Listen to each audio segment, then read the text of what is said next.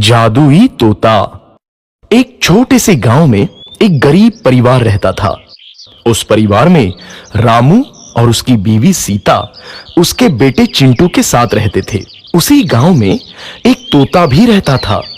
उसका नाम था रघु। वो किस्मत का धनी था। जहां भी जाता वहां किसी भी चीज की कमी नहीं पड़ती थी। एक दिन रघु उड़ते उड़ते उस गरीब परिवार के घर गया। रघु सोचता है, अरे वाह, लगता है यहाँ आज बहुत अच्छा खाना मिलेगा। मैं पेट भर के खाऊंगा। वो एक कटोरी में रखे अमरूद देखता है। अरे वाह, अमरूद, मुझे तो ये बहुत पसंद है। मैं तो इसे पेट भर के खाऊंगा। रघु तोता अमरूद खाने ही लगता है। तभी सीता रघु को अमरूद खाते देखती है तो गुस्सा हो जाती है और उसे वहां से भगा देती है। भाग यहाँ से, न जाने कहां से आ जाते हैं। मैं तो परेशान हो गई उनसे। सीता के भगाने के बाद रघु चुपचाप से एक कोने में रहता है। धीरे धीरे उस परिवार की बरकत होने लगती है। एक दिन रामू और सीता खाना खाते वक्त बातें करते हैं। आजकल हमारी बहुत तरक्की हो रही है, काम भी अच्छा चल रहा है। रामू कहता है। इस पर सीता कहती है, सच कहा, भगवान हमेशा ऐसे ही हम पर मेहरबान रहे। बेटा चिंटू भी कहता है, पिताजी, मुझे खिलौना लेके दो ना, मेरे सभी दोस्तों के पास है। रामू कहता है, ठीक है, जरूर लाऊंगा। सीता कहती है, कितने खुश है सब, मेरे परिवार को किसी की नजर ना लगे। एक तरफ ऐसी बातें होती हैं तो दूसरी तरफ रसोई में रघु तोता भी अमरूद खाते रहता है। मजा आया, अमरूद खाया, मजा आया, अमरूद खाया, मजा आया। तभी सीता रसोई में आती है और रघु तोते को अमरूद खाते देख बहुत गुस्सा होती है। सीता रघु को बाहर निकालने के लिए पिंजरे में अमरूद रखती है।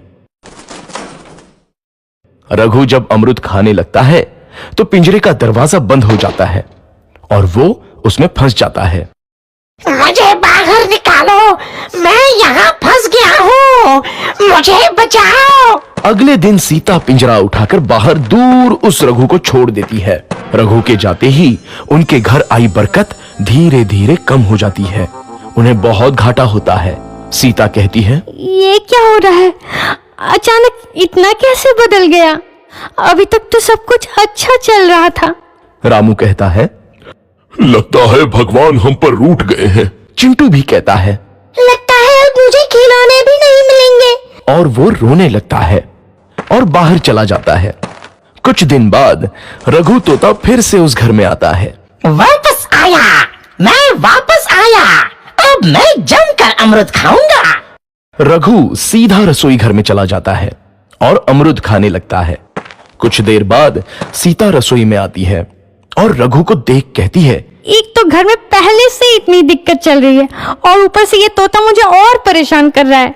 सीता रघु को वहां से भगा देती है। रघु उड़कर किसी कोने में छुप जाता है। कुछ दिन बाद धीरे धीरे उस घर की बरकत वापस आने लगती है।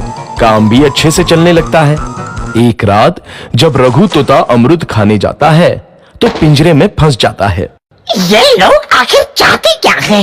एक तोते को शांति से अमरूद खाने क्यों नहीं देते? मैं कौन सा चोरी कर रहा हूँ? बस अमरूद ही तो खा रहा हूँ। तभी रामू वहां आता है और पिंजरे में रघु तोते को देख उसे बाहर छोड़ देता है। ये तोता भी कितना जिद्दी है, बार बार वापस आ जाता है। जैसे ही रामू रघु को छोड़ देता है, अगले दिन से फिर से उनके घर की बरकत जाने लगती है। काम में घाटा होता है। किसी को समझ नहीं आ रहा था कि ऐसा क्यों हो रहा है। रघु तोता घर आता है तो अचानक बरकत आती है और जब रघु तोता को बाहर निकालते हैं तो बरकत चली जाती है। एक दिन सीता रघु तोते के घर आने और बाहर जाने की स्थिति पर नजर रखती है। ये तोता जब भी घर आता है तो घर में बरकत आती है और जैसे ही ये घर से बाहर जाता है तो उसी के साथ बरकत भी चली जाती है। कहीं ये जादुई तोता तो नहीं है? अगली बार जब ये तोता घर आएगा तो मैं इसे कहीं नहीं जाने दूंगी। सीता रघु का बहुत इंतजार करती है, लेकिन रघु तोता दोबारा उस घर में कभी नहीं आता।